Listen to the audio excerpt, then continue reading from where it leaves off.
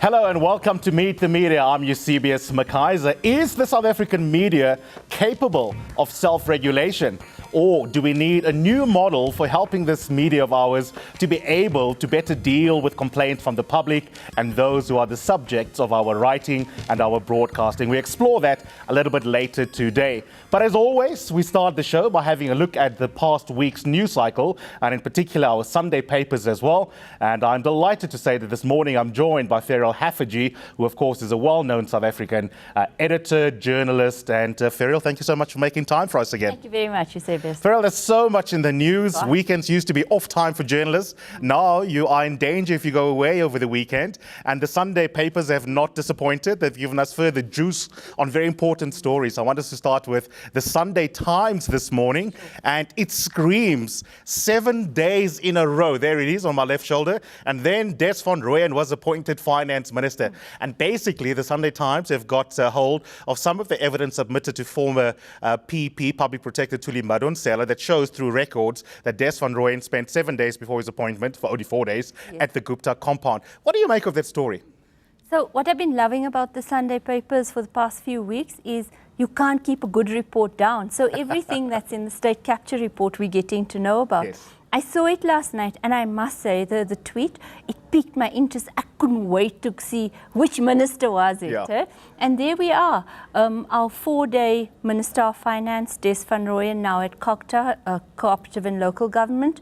I think caught in a very compromising situation. Just days before a move that really ripped the bottom out of our country, he was visiting the home of a family who've come to be emblematic of the story of state capture and corruption. I had a bit of a chuckle though. He spent more time visiting them than he did actually being That's the very minister. true, eh? You know, it's like almost like twice the amount of time. You and I had a discussion in the green room earlier, Ferrell, because this is a media show. I think we probably both, in the unlikely event I became editor of a newspaper, I would have run with it. I don't know if I can tell the viewers, you confess you would have run with it, but maybe a critical question to ask is that responsible journalism, given that we don't know the content? For all we know, maybe they were talking cricket and curry for 7 days. Sure. So you were saying maybe it's just the legendary hospitality of the Guptas that they had the minister over for 7 days. There isn't a smoking gun. We don't know that they gave him instructions of when you become minister, these are the 4 contracts you're going to sign very quickly, SAA, nuclear, etc. Yeah. We don't know that. But I do think it's extremely justified, not only because it makes people curious, like which minister, but given what we know now, I would argue that it passed the public interest bar many, many times over. I think our cabinet ministers, our president, who they keep company with is a matter of public interest, but also very important for your own ethical considerations. Absolutely. Let's have a look at the City Press, which is the last paper that you edited, and they've got an interesting one. Is Pravin off the hook? And it seems, and you are remarking on the quality of the reporter, because similarly here, we don't know how many sources they rely on. It seems like one senior person inside the Hawks or the NPA, but it's an interesting story, and basically City Press suggesting that Sean Abrahams might get cold feet before Wednesday and decide not to go ahead after being boisterous at that press conference and saying there definitely are fraud charges to be answered. So I don't know if you noticed the posters when you were coming in. The posters are far more unequivocal. The posters say Pravin charges to be dropped. So I suppose inside a detail, clearly City Press knows something. The story tells us that it's a great likelihood that the charges will be dropped before Tuesday. If I was the NDPP, Sean Abrahams, I'd be extremely worried given what's come out in the week. It seems to me like he had absolutely no case and was rushing to try and get some meat on the bones, even though he promised us at that press conference. But it seems like his integrity is in shreds already, Ferrell, because he's facing 2 choices. Yes. Either now you press ahead, and it's clear, especially after the SARS video footage of the last couple of days, that a senior legal person was held hostage. I mean, I think that's clear. So either you never had a case, in which case you're probably incompetent, or alternatively, what do you do now? Do you withdraw beforehand and save face? But that's not really you know, saving face, because you told us you did have a case. Yeah. What do you do? I think in any good democracy, if he does drop the charges, he would also have to hand in his resignation letter at the same time. Tough position to be in. He put himself there. You've got Justice Krigler breathing fire down your neck on the one hand. In that tone as well. Yes. Right? And then Burning in Tlameza of the Hawk saying, you've got to prosecute because I think his hand is being held elsewhere. So I don't want to be Mr. Abrams this weekend, but really from that very vociferous press conference, I think he's going to owe us some answers by Wednesday, will. if he drops it. And Zapiro probably waiting with the next cartoon. I'm quite sure. The eyebrows are so cartoonable. I know, he's a caricature of a person himself. Let's go into the Sunday Independent, which is our third paper. Yes. We want to have a look at this one. Now, this is an interesting one. It's a very interesting choice of front page story. Time to act on ANC rot. And basically there you can see an old timer who's done a lot of good work for this country, Andrew Langeni, part of the integrity committee of the ANC, going to Lutuli House and saying, we're not saying JZ must go, but please introspect. What do you make of that? I mean, it's a little bit of an emotional piece, right? We like putting the old timers on the front page, but in terms of real politics, do you think the ANC will listen? The ANC put in place its integrity committee headed by the old-timers, Freni Ginwala and Mlangeni on there. And I think that lots of people have been listening because for months now, our old guard, our grand old as struggle activists have been saying, you are off the path, the country's off the path, the ANC has completely lost its way. Also George Bizos, Ahmed Kathrada, regularly holding up the moral vanguard. Personally, I think it's a little bit late to listen. If you look at the depth of how the state's been captured, I think the depth of the rot. We have moved beyond a need merely for introspection. If you look here in the Sunday Times, the headline of a Gwede Mantashe piece, do we still have leaders who can save the ANC from itself? The mood in the ANC is clearly getting very, very concerned. 102 stalwarts signing a petition, and I think planning to march on Tuesday. Absolutely, on Wednesday, so we'll regardless of whether the charges get withdrawn. Farrell, we're going to keep you. Well, sometimes we in the media get accused of being captured. So the question is, do you think we're capable of regulating ourselves effectively? I'd love to know your tweets. We'll show some of them and engage some of them. You can use the hashtag #MeetTheMedia, or also engage the eNCA account on Twitter or my own @Eusebius. And after the break, we put the spotlight on the South African media and this debate around self-regulation. Please stay with us.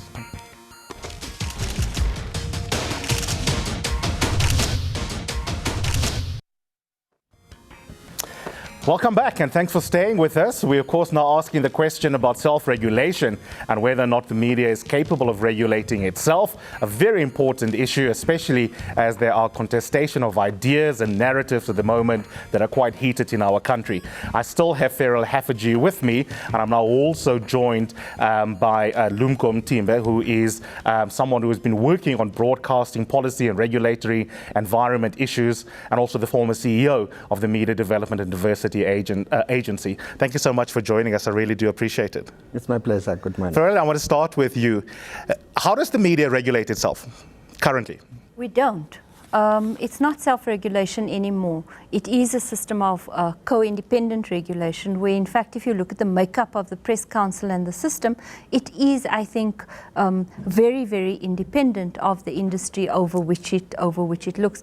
As a former editor, I can show you the welts on my back from many, many findings that have grown a lot more muscular. I think it's a system that guards our media freedom at the same time as keeping the one, at least for me, print and digital media on its toes. Broadcasting is a different setup, though. So the current system works? I really do believe it works. I also worked under the old system, which was a far more lapdog model that didn't in any way try to make our media better and more accountable. The system under Joe Tlolwe, who will get here soon, who will be here next, I feel it really works. And like I say, I've got the wounds to show for it. Lumko, the system works. I think it's Chila time. We can all go home then. Look, I think we must first say thanks to the ANC that forced us to reflect on whether the self-regulatory system works. And now, after the Press Freedom Commission that followed then, we all agree self-regulation system doesn't work, which is why almost everyone is challenging the independent news for taking us back to that system. We are, yes, now in what they call independent co-regulatory system. the unfortunate reality of the current system is its independence is questionable. Why is that? It's funded by the media. It's unable to impose consequence management to the extent that a wrong is done, the consequences are still not in the public interest. But Farrell's just told us she's got lots of welts on her back. We won't show it. It's too early in the morning for those. But presumably that's because she's deeply embarrassed when she's told to retract her story after making an error. Yes, and that's how far she thinks that is enough. Why is it not enough? And You want me in jail? and from the person who is affected by the report, the question is that apology enough? Is that small? Or the new one where then at least you can still have the apology in the same space, but only after imposed through the appeal systems. Is that enough? Shouldn't we review the small and yana apologies, not enough for the person? Let's have teeth. They're not small and apologies.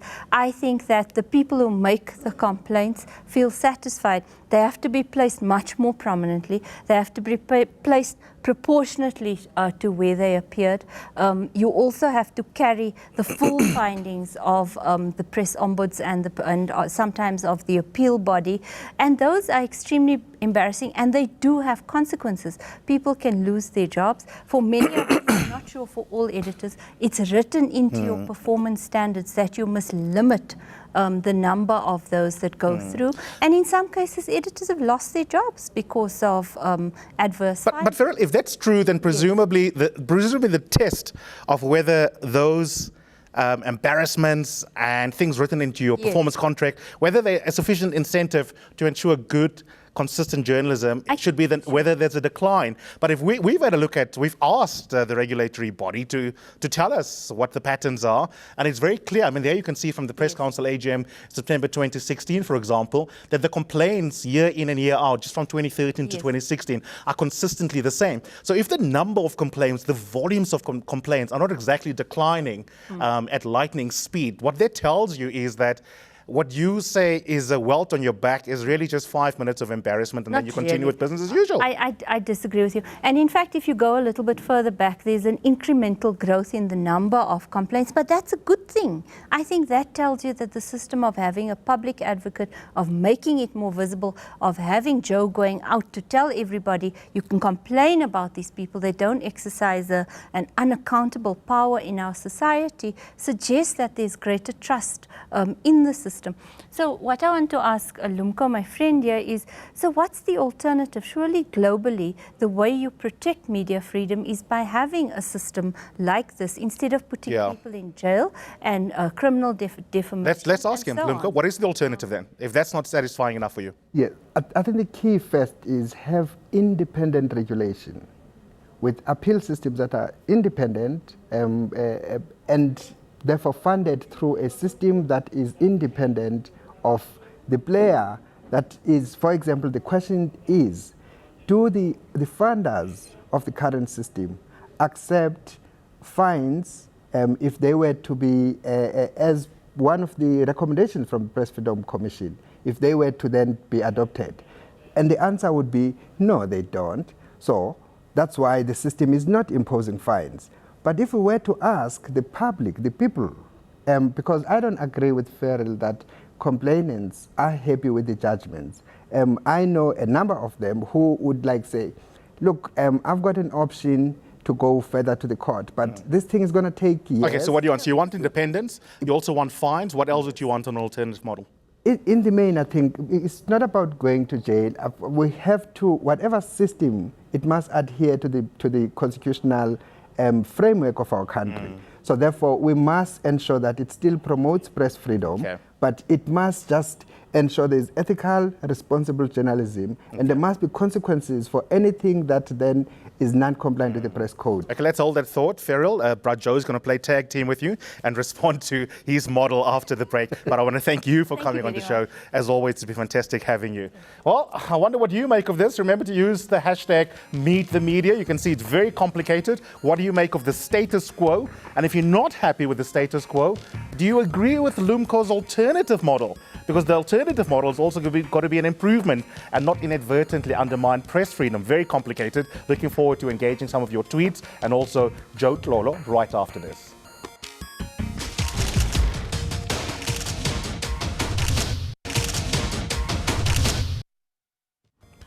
Thank you so much for staying with us. We're having quite a heated but a very important and urgent debate here. Lumko Ntimde is still with me, and I'm also now joined by Joe Tlolo, who's the former press ombudsman, the director of the South African Press Council. But Joe, thanks so much for joining us. No, thank you for having me here. Before you even came on set, I saw your body language was very vigorous as you were listening there to Lumko. Why is that? The position is that the Press Council is an alternative system. There is a system already in place. The legal system is in place that protects readers. If my privacy is violated, I can do something about it, go to the courts, get the police in, everything else. That's the main system that this country has. Our system is an alternative to that.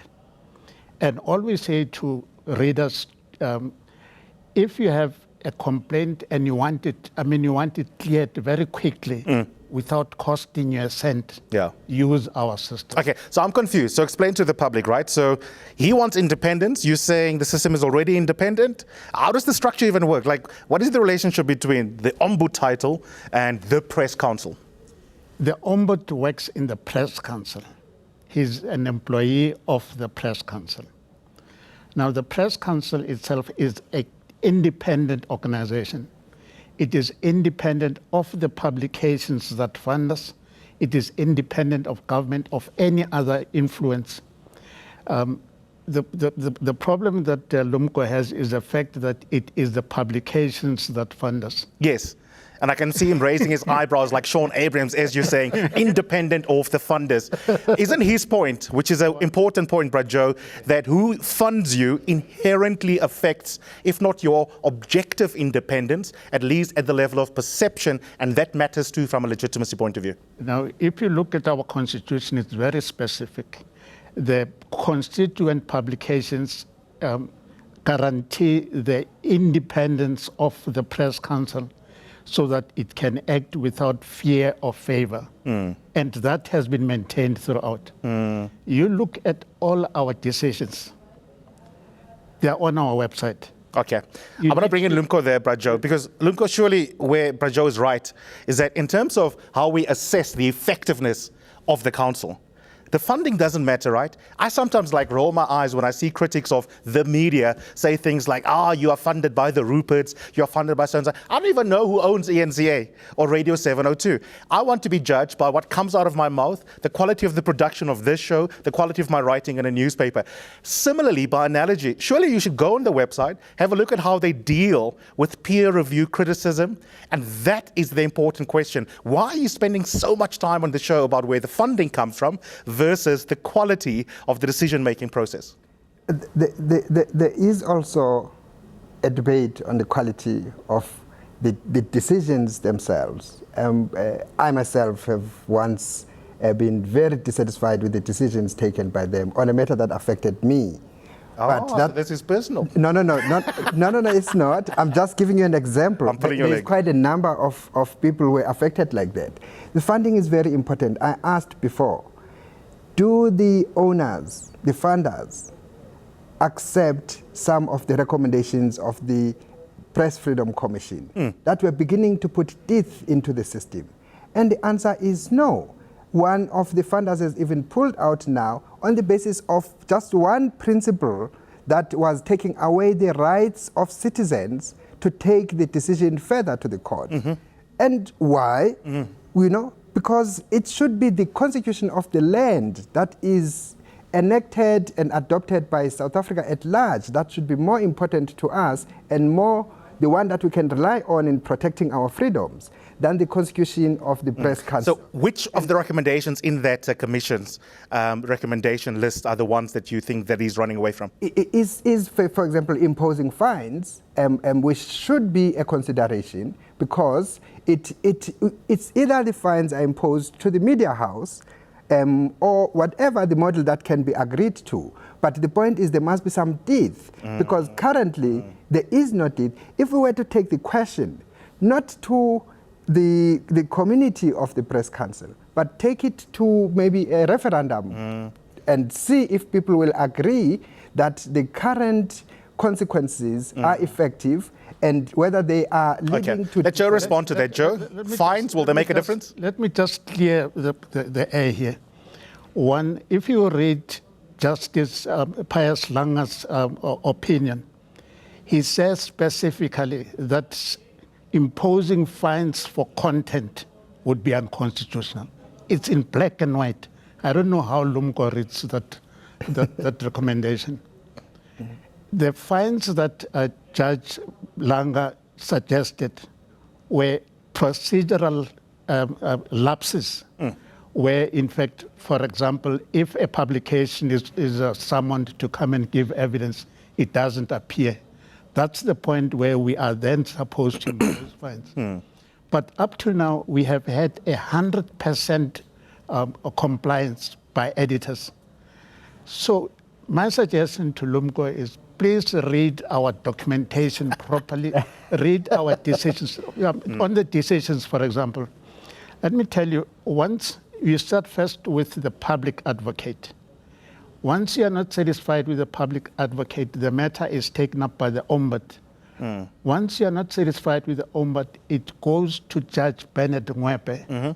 And I can't imagine anybody more objective than Judge Ngwepe, who is a former... What if there's no follow-through? What if, call me for argument's sake, I am Iqbal Surf and I decide to pull out? What happens in that kind of scenario? There's a degree of voluntary association and goodwill that is required on the part of the media house for it to have teeth, isn't it?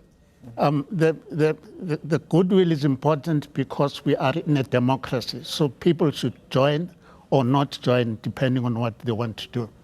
Now, if they decide to stay out, then they're making themselves liable to fines, to having their matters heard by the courts, to being sued for defamation, things that they would escape if they were members of the Press Council. Lumko, final question to you very quickly, right? There's no perfect system, clearly. But isn't the reality that an alternative model like the one that you are imagining will be worse? If we have to err on the side of choosing an imperfect system, isn't it better to have an imperfect, peer regulatory model than one where you can potentially have nefarious political influences in terms of how you evaluate and provide oversight of the media? 30 seconds. Okay. There is no political interference in an independent system, and we have such systems in this country. They are protected by the law and the Constitution, and we're in a constitutional democracy where if any of lobbying lead to clear maybe capture, then clearly you can take the matter up and expose that. So the system is protected. The current system, why isn't it that some of the judgments by Judge Ngwepe are made precedents that then amend the press code so that they can then enable the press code to have teeth that is set as the precedents in terms of the judgment set by Judge Ngwepe. That is not happening. Brajo is agreeing with me that there is fines model that is imposed by the Press Freedom Commission. But of course, the contract regulatory in South Africa, even for broadcasting and for print, has to pass the test of constitutionality. So there's no one that disagrees there. But I think what I'm happy with is that this debate years back was bad. Now we agree on independent regulation. We agree on that there is a decline of ethical journalism, irresponsible journalism exists, and as such, we're just trying to find the best system. Okay, we're going to leave it at Lumko. And Joe, thank you so much for coming in. This, of course, is a very complex debate, and you will have to make up your own mind. Our apologies. We had a bit of a technical glitch today, so we couldn't engage your tweets, but I'm going to go and check on them digitally after the show. So do give us your opinion. Use the hashtag #MeetTheMedia, and we can certainly make sure that the conversation travels online for some time yet. From me and my team here in our Hyde Park studios, thank you and have yourselves a wonderful week ahead.